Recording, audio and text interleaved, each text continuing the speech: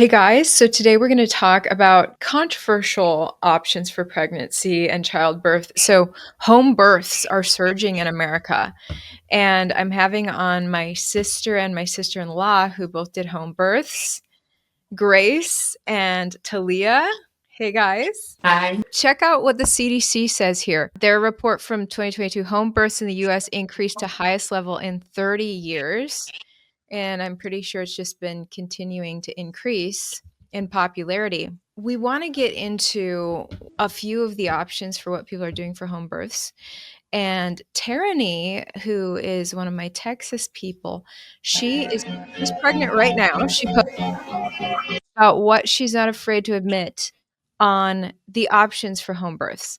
So she said, I don't believe that all midwives are midwives, and I've chosen a midwife that's been home birthing babies since the 70s and was a chair on the legislative committee for midwifery legislation in Texas since 1997. Did you guys have midwives, or what's your take on midwives? I had a midwife, but she wasn't a medically licensed midwife. She was a sovereign midwife. So basically what that means is she doesn't have to adhere to the government laws.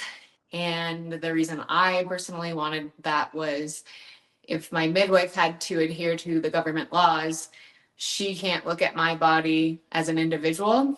So if I'm going past the due date that the government thinks a woman should be giving birth at, then she will drop me as a client and I would have to birth in a hospital.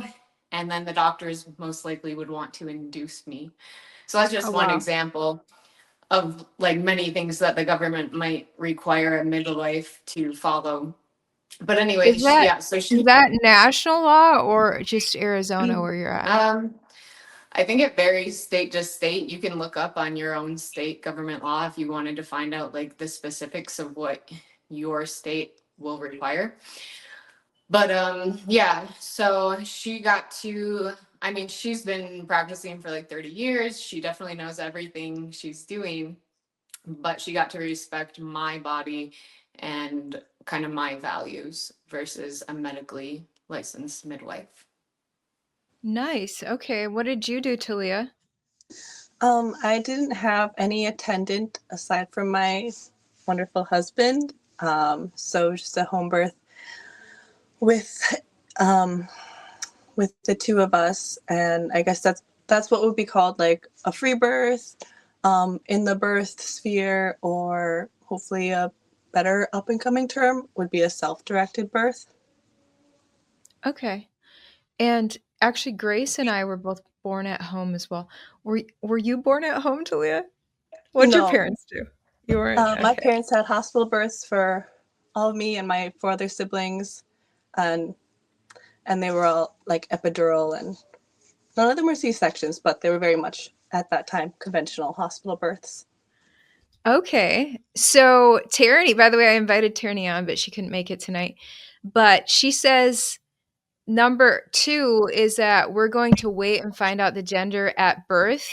This is a new development. We actually tried to do a blood test and it didn't work for us. So we're taking it as assigned to do it the old school way. So no gender reveal for her. I don't know if she's avoiding ultrasounds, if that's part of it. What did you guys decide? I also waited until birth, but I didn't even necessarily like I'm not one of those people that's like, I just super wanted to wait till birth. I'm like, I don't care to go schedule some appointment to find out. I'm way too lazy for that. One, I didn't want ultrasound. I didn't want an ultrasound at all, but I know you can do like a blood test or whatever, but yeah, I just don't care enough. So I'm like, I'll just find out at birth. Nice. What about you, Talia? Yeah, we let it be a surprise because I don't know, I like letting things unfold as they naturally fold in life, and I think practicing that in little things that don't maybe matter as much, or as if there's like no harm in knowing it earlier. I think it's just a good opportunity to practice like sitting with the unknown, and plus I like surprises, so. Do you guys think that ultrasounds might be harmful to the mother and baby or no? I mean, Talia probably knows more on that subject than I do, but from a lot of things that I've heard, there can be potentials. And yeah, so to me, it wasn't worth the potential. Of course, if I felt like something was like I suddenly got a super off feeling about my pregnancy, then maybe I would consider it, but I never had that. What do you think, Talia? Yeah, I think what Grace says, like if there's a reason to get an ultrasound, it can at times be medically an appropriate thing to do. But as Uh, far as routine scans and stuff, the evidence is definitely there that there's more harm than good out of routine scanning. Um, so, like for example, the ultrasound is for the like ultra high frequency sound waves, and like those can produce heat, and the heat tested on. Of course, we're not testing on babies because that would be unethical, but tested on other mammals have shown to have some seriously harmful effects, which Ooh. we should have sent you some of the studies beforehand so you could link them. But maybe afterwards I'll send just some info in case anyone else like has any more questions on that or want to research their own. But it's pretty easy to find, like to do the Wow. research on that. So, yeah, but a lot of people will be like, well, my kid, we're all doing ultrasounds on our babies and they're just fine. But actually, childhood illnesses are actually really skyrocketing. That's why RFK Jr. is doing something about it. Yeah, Mm-hmm. that's what the thing is that my kid is fine, but people contribute like things like allergies. Oh, people Right. just get allergies. Like all the little health things that pop in their kid, they kind of just brush off as like that happens in life. And I Yeah. guess you never know what it's linked back to. Exactly. I mean, look at our family. We were all home birthed without vaccines, without any of this stuff, and 12 kids. I'm the second oldest. Grace is the fourth oldest. And we didn't none of us got allergies or ADHD or any Or sort of vision illnesses. problems or Actually, Glory had yeah, like pneumonia pretty bad when she was little this one time. she's Other than like that, 1 year old. Yeah. shout out Glory. I forgot to invite Glory on. Okay, so point Hey, number 3. but What's I was that? gonna say now she's super jacked and super healthy though. She fought it Yeah, naturally. she's like the jackedest and healthiest of us all, right? So I guess that Yeah. really boosted her immune system, getting pneumonia the old-fashioned way rather than Yeah. getting a vaccine against it. I don't know. So point number 3,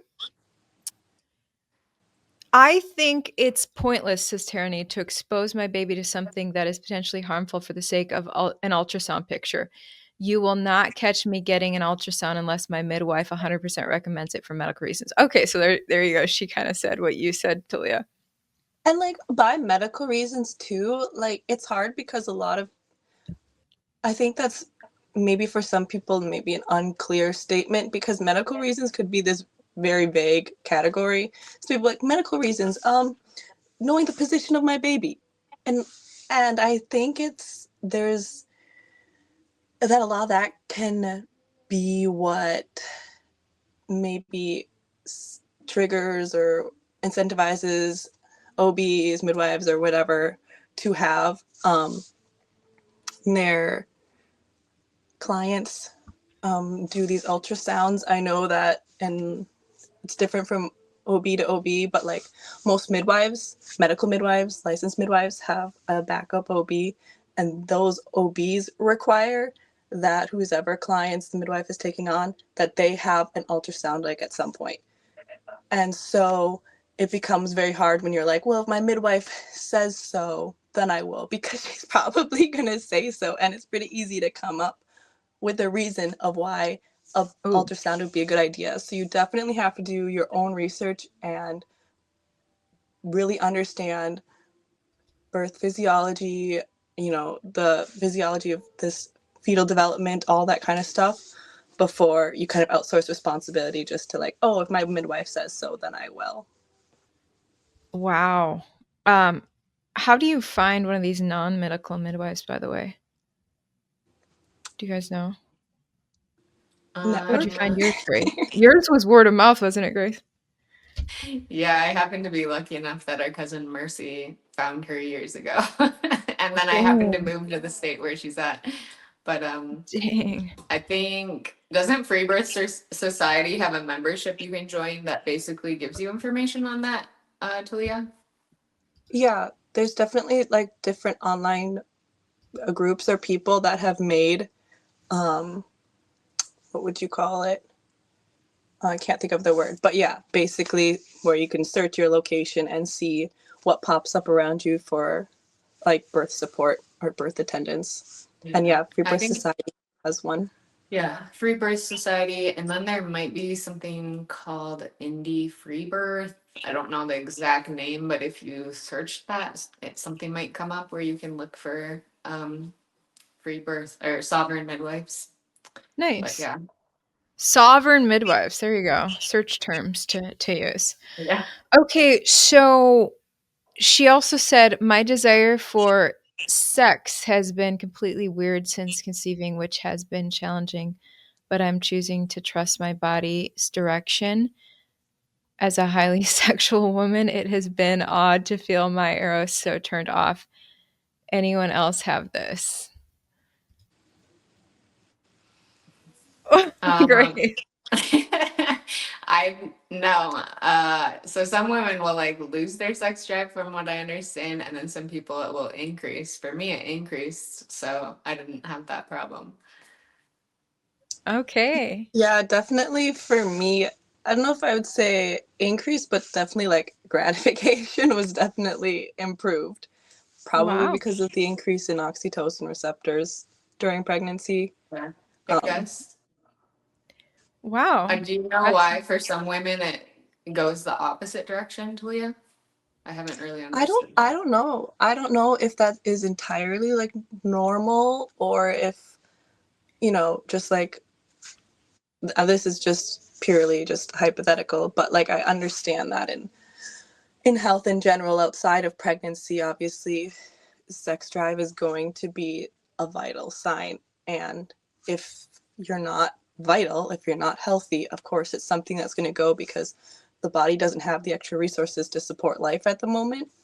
And so it can make sense, somewhat during pregnancy, of course, like the body is really taxed already. Mm. And so, especially if you maybe aren't as vital leading up to or during pregnancy, I could definitely see how that would be something that would decrease, but also possibly could simply be normal. Yeah.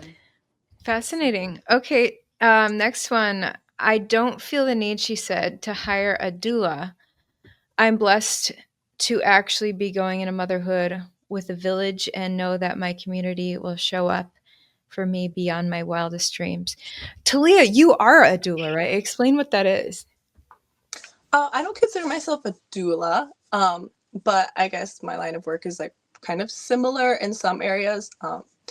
Technically, or at least most doulas work with a midwife and work with the medical system.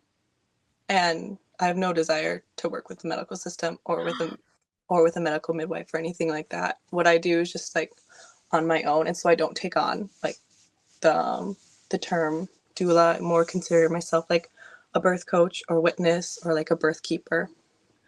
Oh, nice. Okay. So, um, what's the difference between a doula and a midwife? Sorry, you cut off there for a second. Difference Oh, I between a said, doula and midwife? yeah, what's the difference? Um, well, a medical midwife, a licensed midwife, is someone that has had the criteria for medical training and is up to state licensure with her state. And so she's going to have the ability to give prenatal care, to do, um, to diagnose, assess, do everything medical that you can think of. A doula legally can't do anything medical, so they're not going to be um, taking like heart tones and stuff like that during your labor, anything like that. They can't do any sort of prenatal care. Okay. They're just Um, more purely um, emotional and physical support, but they're not medical support. did you deal with a doula, Grace? No, I don't Okay. really. Yeah. My midwife is so supportive. It feels like I just wouldn't need that at all. So, Nice. One thing is Um, that I think the reason some women get a doula is for actually because they are obviously planning to have some sort of medical birth. So this doula is kind of like their friend that goes along with them and advocates for them I see. yeah. because they're supposed to know the ins and outs of like the system and stuff and know her rights for her to advocate. Of course, most of the time that's like not what happens, but that is what doulas sell themselves as, at least, and Yeah, why but most people choose to they're have them. supposed they're supposed to know your birth plan, right? You know your birth Hmm. plan and then advocate for you to make sure that Oh, the medical professionals adhere to it. that's helpful because one of my friends, one of my friends who had her baby traditionally in the hospital, they just did an emergency C-section. Actually, two of my friends had emergency C-section. One of them, the doctor said, your hips are genetically, your pelvis is genetically too small for the baby's head. So we have to do this. And then she later learned that was a scam. Yeah, that's so sad. But there's a big payday. You can Google this. Doctors get Oh yeah. paid out the wazoo for C-sections. So Hmm. they have a financial incentive. So it's good to have someone advocating to say, we are never doing a C-section. And Yeah. another one of my friends, she, when she was in the heat of like the pain of childbirth, they're like, how about some fentanyl? And so they just gave her fentanyl, and I think she kind of like she was like half with it and said yes, and then like, oh crap, I took fentanyl No, no. to give birth. Gosh, because I guess it alleviates the pain, but Yeah. dang, fentanyl. Yeah, so it's good to have someone being like, no drugs, no Well, drugs, then please. it's also, I think, important to educate yourself on what can lead to a doctor saying you need a C-section because they'll be like, the baby's heart rate is dropping, and maybe it truly is, but they did all these other things that created the heart rate to drop Right. and the reason for the C-section. And if you don't know the things that lead up to that, then you're going to be like, no, it truly was an emergency. I really had to have a C-section. I had no other choice. But if you're Mm. educated enough, you can say no to all the things that would lead to your unwanted C-section. Oh, good point. Yeah. Wow. Okay, so the next thing she said, I'm not a free birth type woman. I want to feel utterly supported and guided by wise women as I move through the birth portal. And truthfully, I don't want to hold the responsibility of birthing my child with zero support. So free birth means it's just you and your husband, right? Yeah. And she's against that. Um, Well, she doesn't want to do it for or herself yeah, for personally. herself, Yeah. Yeah. just for herself personally. Yeah. Yeah. Now, Talia, I heard that you and Boone had a medical scare while you were doing free birth. So would you do it differently this time, or what do you think? Yeah, I definitely don't regret what we did, but as I have learned more, I see how they're okay. So I guess I'll tell like a quick story of it. I had a pregnancy without any medical surveillance or anything like that, and then we had our free birth, which was just like super smooth, went great, and then like 4 hours postpartum, I had a seizure, and then so we transferred then and was just on magnesium and some blood pressure medications for postpartum. Um, so obviously, like a seizure is really scary, and like for good reason, eclampsia is considered like one of the riskier complications that can happen to a woman um, regarding birth or postpartum. It happens actually more often in postpartum. So I think now looking back and with the education I have, I see more symptoms and red flags, I guess, going into labor and birth and early postpartum that could have made me see that as an option. And had I had the education I had now, I would have taken my symptoms more seriously, I think, because for one of the things, Symptoms of preeclampsia? mm-hmm, yeah. And I didn't do, obviously, the urine test, which is the classic test for preeclampsia. And I didn't even do blood pressure monitoring. But you don't even need those, or at least I didn't even need those specific testing to know that like I had symptoms of toxemia, which is the underlying cause of preeclampsia, eclampsia, cholestasis, some of those different problems that can arise. So one of like my main symptom was food aversion the entire pregnancy. I found it really hard to eat. Oh, So and that indicates you might have preeclampsia. I didn't know that beforehand because none of the conventional medical literature I looked at talked about that. It actually wasn't Wow. until I was learning from Aubrey Shefford, who is like a private birth educator, midwife, that in her work, line of work, and in the searching that she has done, that yeah, food aversion is one of the biggest symptoms of toxemia. And I had that the Grace, entire. didn't you have food aversion? Well, you just it wasn't food aversion, was it? What did you have, Grace? Yeah, I had food aversion too, and but I don't know. Do you feel like if you have food aversion and then you're not eating, it would lead to preeclampsia, Talia? Versus like, I had a lot of food aversion, but I force fed myself mainly because if I didn't eat, I would end up throwing up, and I wanted to avoid throwing up, so I literally would just force feed Wow. myself like every 2 hours. Oh, wow. Yeah, So I don't know there's if that definitely a is. difference between the food aversion that goes across all 3 trimesters versus food aversion that's just restrained to the first and second trimester.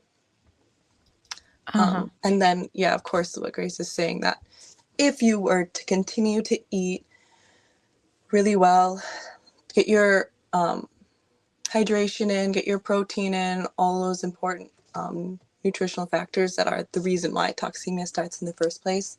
If you were to stay on top of that, you would most likely be fine. And Uh-huh. even the toxemia might even entirely go away. But yeah, I did not stay on top of it probably because it was already so severe by the time I was out of the like second trimester. It was still just very hard to eat. Dang. By the way, this is me with their two. This is Grace's daughter on the right and Talia's daughter on the left. Two healthy babies born at home, the Yes. non-traditional way. Okay, so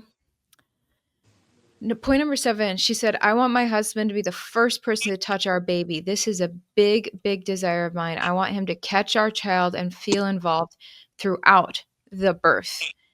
I guess normally it's like a doctor who's the first one to touch the baby. What do you guys think? Why do you guys think that matters? I think it's really special. Like, first person to ever like hold you is your one of your parents. You know, some women catch their own baby. Sometimes it's the dad. So that seems really cool. I asked Hunter if he wanted to, but he, he didn't want to. He's already really squeamish around blood and stuff.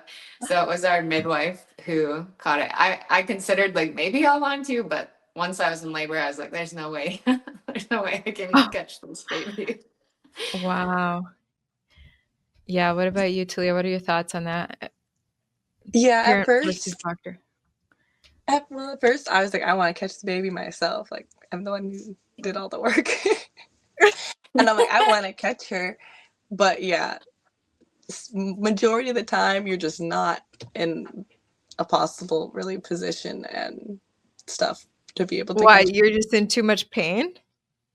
No, it was just a very fast pushing phase, and I was Oh. standing up, so it's been really hard to catch her because like babies are extremely slippery. You gave birth Yeah. standing up. Yeah, Yeah, what about, like, bonking the baby's head? What if it hits the floor? yeah, that's why it's a good idea to have someone catch the baby. Grace, what position did you give birth in? I was like kneeling, bent over the bed. Wow. So yeah. Um, all right, so the next one, we're aiming for a gentle birth held in water and plan to wait at least 5 to 10 seconds before taking our baby out of the water. This will allow the baby to adjust from the womb world and have more gentle introduction to gravity. So the baby stays underwater attached to the umbilical cord for a while. Talia, what are your thoughts on that? I mean, I wish she was here because I would want to ask her these questions myself. But like, yeah, they say a gentle transition, or that it'll be more of a calm environment, and it's calm for the baby. And the question is like, why is the baby calm? Calm means a lack of crying, is what I assume, at least by what they mean by calm. Uh-huh. And why are they not crying? Well, because of course they're underwater, and water does tend to suppress the reflex to breathe, but not always. So some babies do aspirate water when they're in a water Oh, birth. And yikes. of course, that's dangerous. And not all babies do, but again, there are some who still breathe underwater. If they don't breathe underwater, the why are we delaying? Well, so when a baby is in the womb, of course, their way of breathing is through the placenta, of course. Right. Once they're born, they're going to transition to pulmonary respiration using their lungs. So as soon as the head comes out, sometimes the baby will breathe, maybe it's the whole body that comes out. Um, Either way, at some point, the baby needs to transition to pulmonary respiration, and that's important because you can't rely on the placenta to give the baby its oxygen supply forever, of course. And some placentas abrupt, which means that they would come off the side of the uterus and therefore stop the oxygen supply before the baby is born. Like a lot of cords, my baby's cord was actually born and it was already white and limp, which means that there was no more blood or oxygen pumping to my baby. So had she been born in Oh, water, she would have had no oxygen going to her whatsoever. And wow. so it sounds nice because, and I think water birth gets a lot of hype because it looks so pretty and it looks so gentle and smooth, and the mothers laboring look like they're just in total peace. But that's not exactly what birth is for. Like, you can have a totally peaceful, like, obviously wonderful, amazing birth, but a lot of birth and what's important about birth is the movement, is actually a lot of this almost chaos where it's absolutely primal. And it's Yeah. only, I think, because of this, the media that we're fed about water birth, that women think like it's normal that a baby comes out and they don't breathe and you leave them in the water, when it's no, the baby needs to transition to pulmonary respiration as soon as possible. And if they're in the water, they're either going to aspirate or they're going to have to wait till they're pulled out of the water, which means that they're in oxygen deprivation until that happens. Oh my gosh. So this made me think of Brody Jenner's wife. She had her baby in the water as well. This is Bruce, Bruce Jenner's granddaughter was a home birth in the water. All right, quick update. We are 12 hours in. 12 hours sitting in the Wow, water. what an incredible experience to be able to do it. Wasn't sure how much longer I She's about 9 There, that's the centimeters dilated. situation. I think we're almost. How brutal is like the pain level? Because this just looks miserable. Um, yeah, it's pretty bad. uh, You're yeah, like, it's pretty bad. mom made it look so effortless. Well, I think that's why women want water births too, because it eases some of the pain.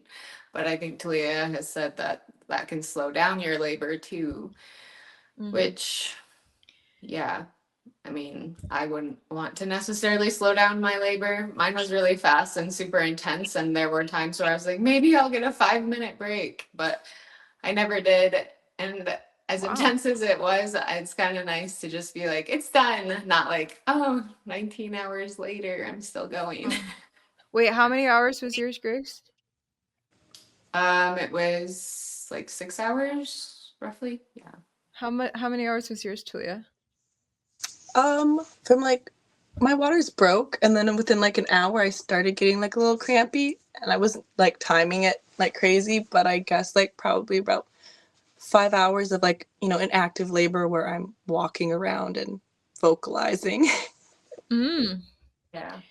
Not bad. A lot shorter than Tia Blanco, the girl we just showed. So, Yeah. Yeah. but yeah, Supposedly she your was. first, oh, I was gonna say, supposedly your first labor is your longest, and it can be normal to be like 15 hours or so. But yeah, so ours was surprising. Mine and Julia's was surprisingly fast. Nice. I mean, it is known though that water birth can fully stall, or at least elongate the labor process. It's like it's a fact that every midwife knows. Okay.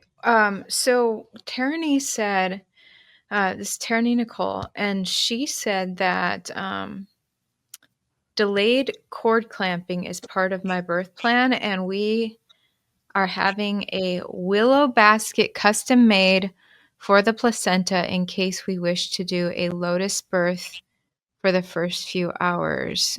A lotus. What's a lotus birth? You don't cut the cord and you just let it um, come apart like on its own On its timing. own. Usually, you would put salt and some other herbs around the placenta so it doesn't just like start smelling bad and rotting and stuff. And then it Wow. usually within a few days, the cord will break whenever it's dried out enough on its own. Wow.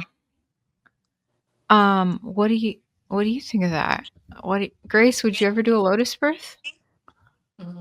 I wasn't interested in doing that. We burned the cord to You like sever burnt it from the placenta. Oh, you burnt it rather than cut Yes, it. you like, yeah, because then it like, what's the word that I want? Cauterizes. Yeah, basically. Gosh, there are so many things to think about. Yeah, I know. This is a thought that's never crossed my mind yet. What did you use? Scissors, Talia? We burned ours too. Although next time Okay. I want to do a lotus birth. I think I felt a little Really? overwhelmed like with the first baby that like having to, keep the placenta from smelling like dead meat felt like too much work. But now I'm like, oh yeah, now that I used to this whole thing, I'd like to think that the next one will do lotus. Yeah, but you had said she wasn't getting anything through the umbilical cord anyway. So what's the, by the time she was born, she wasn't. So like, what's the benefit of doing that? Well, the benefits are for one, not every baby is born with like a white limp cord, and we don't really know exactly at what point. Like, of course, if there's not, a ton of blood going through, they're not getting oxygen, but there's more than just oxygen that they're getting too. There's stem cells and like a bunch of really great stuff that still comes through the cord. But some of the main benefits are, for one, that it's the natural way of doing it. And with doing things the way we were created to do them, there is some intelligent design and some wisdom behind it. If you're attached, if your baby is here and the placenta is right there, you're not going to be carrying the baby around and passing them to your mother-in-law, and your friends and your sisters that come over to visit. Or you're not going to be getting up and moving around yourself as much. It helps create a more intact postpartum, which is extremely important if you want like a good breastfeeding journey and postpartum recovery, all that kind of stuff. Wow, fascinating. Okay, and the last point, she said, I probably won't eat my placenta because I'd rather give it back to Mother Earth. What's your take, You cut out, Gracie? but I think you said she's not going to eat her placenta. Huh? You cut out there for Yeah, a I said second. she's not gonna eat her placenta. She wants to give Yeah. it back to Mother Earth. Yeah. So I Grace, had mine encapsulated. Um, there's like supposed benefits that if you're feeling really moody or low in energy or just have an off day, it can help you feel more alive, I guess, or like nourished. And you just um, pop some placenta pills when you're having a bad day? yeah, the different women that have done it say that it helped them. But my midwife said that if I Oh, had like a that fever, is what you ate. Oh my word. yeah, but it was encapsulated. It's not like I was eating it like a steak. Some women Anyway, do. Some women eat it like a steak. what? Okay. Anyway, I can't even say if I think it's worth it or not because my midwife said that if I was running a fever or had some type of infection, that I shouldn't take it because it can make those symptoms worse. And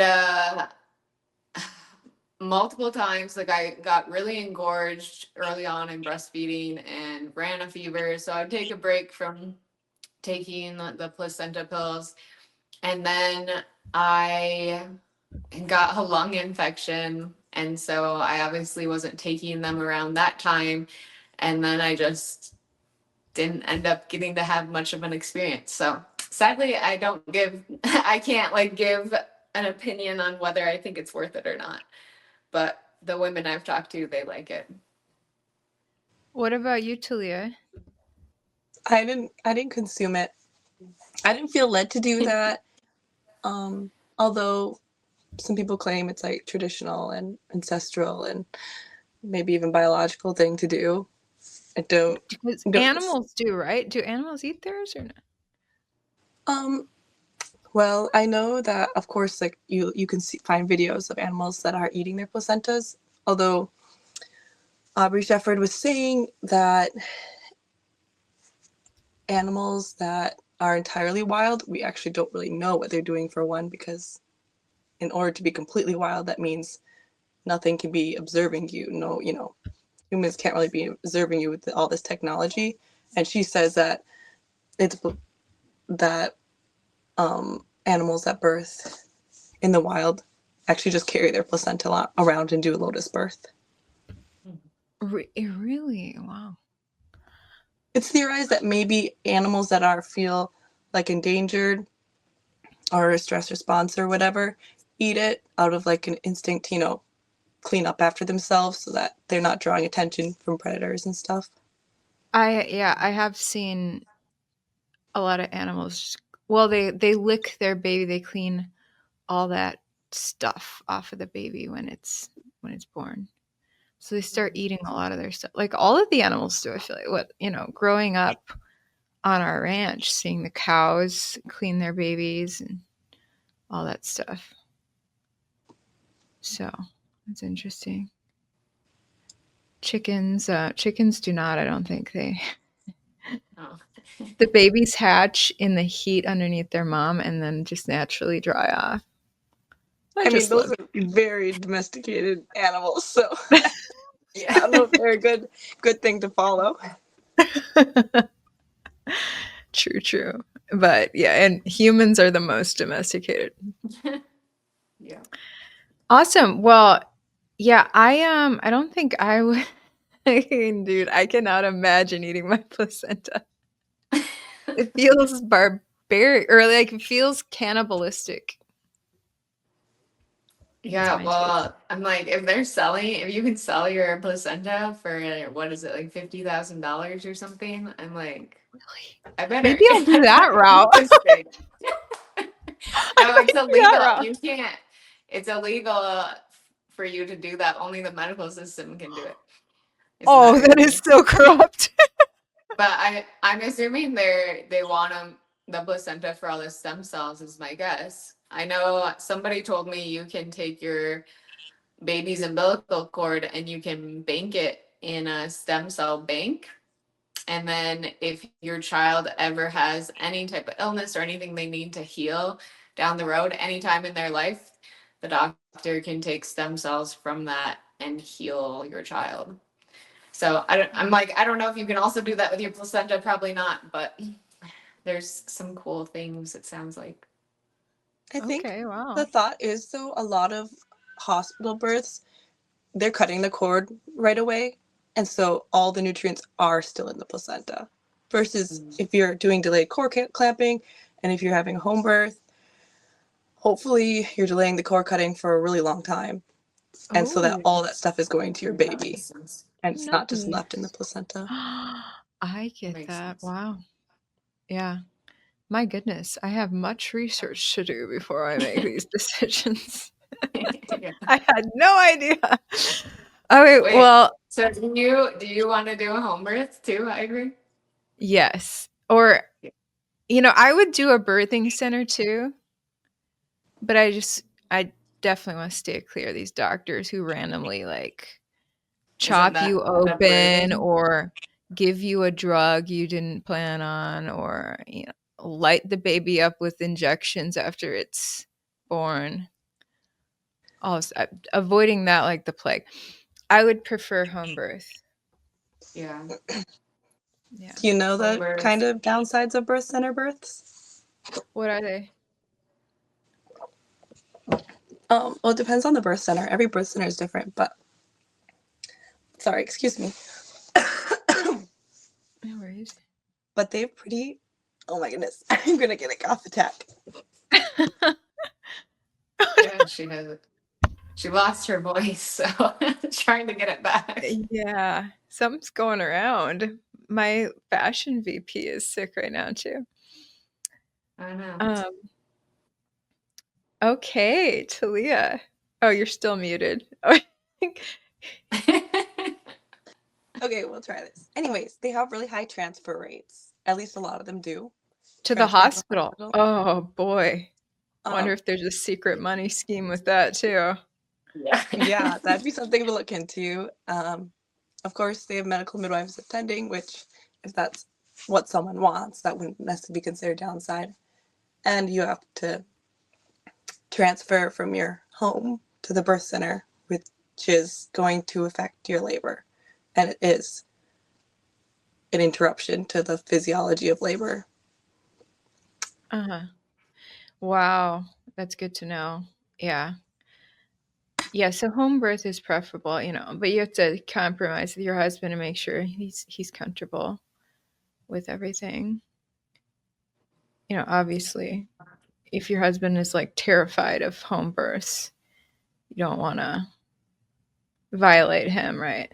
So it's a thing you have to. Um, you're the one birthing, man. I don't know about Yep. that. He needs to suck it up Yeah, if but I mean that's it's his child though, yeah. so But to for me personally, like let's say Hunter was like, "This is so scary to birth at home. I want you to birth in a hospital." I would be like, "I'm going to be terrified birthing in a hospital, and I'm the one who has to birth. So you're gonna just have to figure it out." And we would probably have many conversations around it, I'm sure, to try to like ease him and stuff. But there's yeah. no way that I would be caving to his preference when, again, I'm the one who has to birth, and if I'm afraid that's gonna affect my birth. Um, Yeah. but with Hunter, of course, he was not familiar with anything in the birthing realm. And when I told him I want to birth at home, he's like, all right, I guess so. Like, he wants to be supportive, but he's a little unsure and a little nervous about this whole birthing thing. And then when we met our midwife, And she, talked to us about things and educated. On the drive home, he goes, I feel so, I can't remember his exact words, but he's like, I feel so like good and relaxed now. That like Oh, he good. immediately loved her, and it put him in a total ease about being home. Oh, So, good. but yeah, I would not want to like cave to birth somewhere I don't want to birth because of my Yeah. husband. But that's obviously me. I Yeah. think that's an important thing to talk about, though, because that's what holds a lot of women back. They say, at least, it's their husbands don't want it or their partners don't want it. Yeah.